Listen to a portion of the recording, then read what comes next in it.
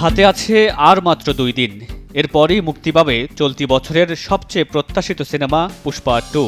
চারদিকে যখন আলোচনা এই সিনেমা, তখনই সিনেমার নায়ক আল্লু অর্জুনের বিরুদ্ধে অভিযোগ গেল থানায়।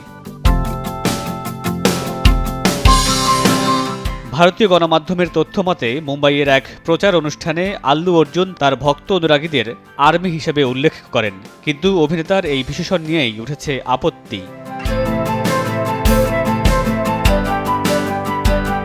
সিনেমার প্রচারে গিয়ে এই অভিনেতা বলেন, আমার কোনো অনুরাগী নেই, আমার একটা সেনা আছে যারা আমার পরিবারের মতো, তারা ঠিক সেনার মতো আমার পাশে দাঁড়িয়ে থাকেন। অভিনেতার এই মন্তব্য ঘিরেই সমস্যার সূত্রপাত। ভক্তদের দেশের সেনার সঙ্গে তুলনা করায় হায়দ্রাবাদের জওহরনগর থানায় শ্রীনিবাস গৌড় নামে এক ব্যক্তি আল্লু অর্জুনের বিরুদ্ধে থানায় অভিযোগ দায়ের করেছেন। অভিযোগপত্রে ভবিষ্যতে ভক্তদের আর্মি সম্বোধন করতে নিষেধ করেন।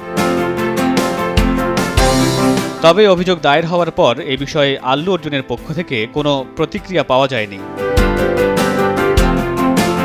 মামুনুর রশীদ পনেল, সময় সংবাদ।